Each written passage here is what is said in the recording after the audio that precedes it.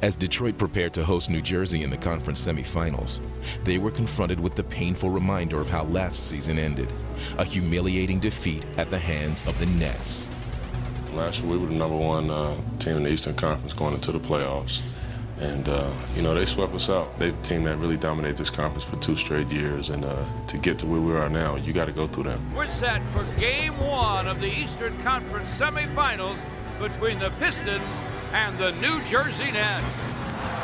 The Pistons had long been burning for revenge, and as the series began, they wasted no time seizing their chance. Got swatted by Ben.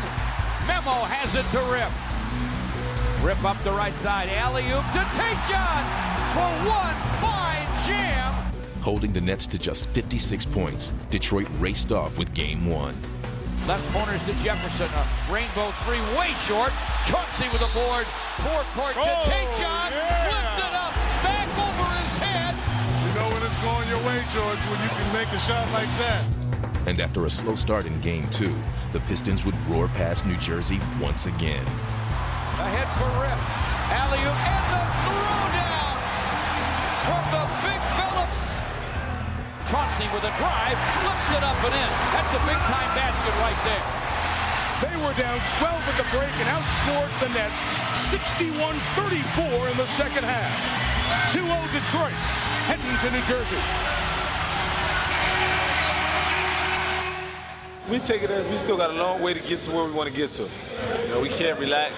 We still ain't accomplished nothing. We up 2-0, but they swept us last year. We can't let up at all, because they're gonna be ready. You know what I'm saying? And we just got to be more and more prepared for them to come out and try to bring their A game. Yet all the words of caution didn't seem to help. The Nets had brought their best game, and the Pistons couldn't match it. Jefferson getting inside. What a move by Richard Jefferson.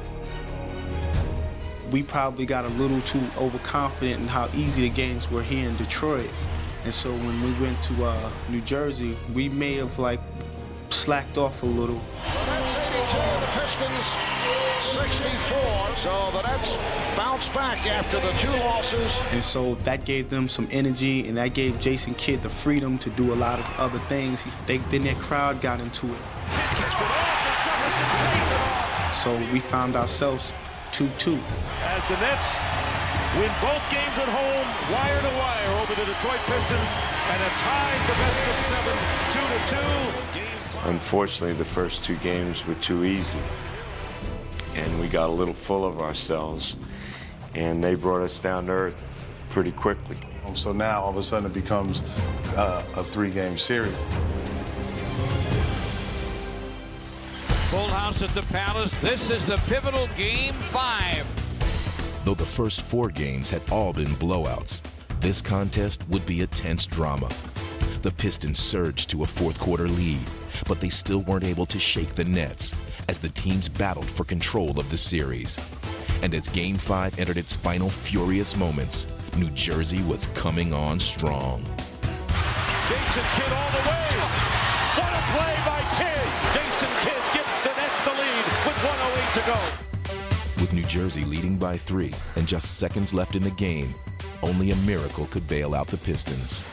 Pistons need a 3, and they have just under 3 seconds to do it. Here's Chauncey Billups. Here it is. He's got it. He's got it. Chauncey Billups hits the 3. Overtime. I thought that shot would give us the momentum going into overtime. And, it gave us some momentum, but we just had so many guys foul out. We had 4 of our 5 starters foul out, and we just didn't have enough. In a war of attrition, the Nets survived. Scalabrine for 3 and a big one. Brian Scalabrine with his 3rd beyond the arc. New Jersey had prevailed in a triple overtime classic, and for the Pistons, it was hard to imagine a more bitter defeat.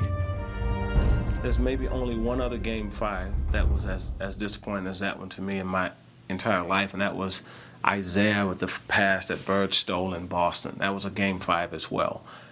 Those 2 games were as demoralizing as I've ever been about some games. The next day when I came in, though, I said to Larry and the staff, I said, this could be a defining moment for this team, because either we're going to fold tent and continue to say we're contenders, or we're going to bounce back from this and move on to new heights. But when Game 6 began, it was the Nets who were soaring. Leading 13-2, they seemed ready to send Detroit home for the summer. Doug, as you said moments ago, just the kind of start the Pistons could not hold on to. New Jersey is a front-running team. They're on an 11-0 run, and they are out and pushing. It wasn't unexpected that New Jersey would come out with a lot of emotion and a lot of hype, and the guy who was sitting behind me and saying E-N-E-T-S, that guy was going to be up screaming and stuff, okay? I knew that was going to happen. It was how we were going to respond to that. We got to get into something, guys. We're acting, hey, we don't need to take a bad shot. Our big guys can't be standing out here. We got to get down there and get a rebound. We're still in the game. We got to get a stop. On the brink of elimination, the time had come for the Pistons to make their stand. They had withstood the Nets' early onslaught, and now, drawing strength from their defense, they were starting to claw their way back. In the locker room, we said before the game, it wasn't about winning or losing. For us, it was about going out and compete. We got to go out and play these guys. We got to fight these guys, and then we'll live with the outcome. Quickly gaining ground on the Nets, the Pistons would take the lead by halftime, and they refused to relinquish it, even as the game was coming down to its crucial stretch. Dishes to Rasheed. Turn and got. Rattled it in. And in the game's final seconds, Richard Hamilton sealed the Nets' fate. Hamilton with Kidd bumping out. Richard Hamilton with a big-time shot. Winning when few thought they could, the Pistons had begun to reveal their true character. At the buzzer, and the Detroit Pistons facing elimination on the road. They win tonight. I think a lot of teams would have packed it in after that tough loss at home in triple overtime, but I was real proud of them, and I told them that. And right then and there, I knew this was becoming a special group. Returning home for Game 7, the Pistons had come too far to let the series escape from their grasp, and the outcome would never be in doubt. To have a Game 7 in our building, give that crowd a little something to cheer about. We felt that energy in the building, and we just continue to make plays, we continue to get stops, we continue to hit shots. Before long, it was pretty much a wrap. And Wallace ingested that rebound. It looked like the trunk of an elephant. Mike James. Wallace on the finish. The Detroit Pistons will win Game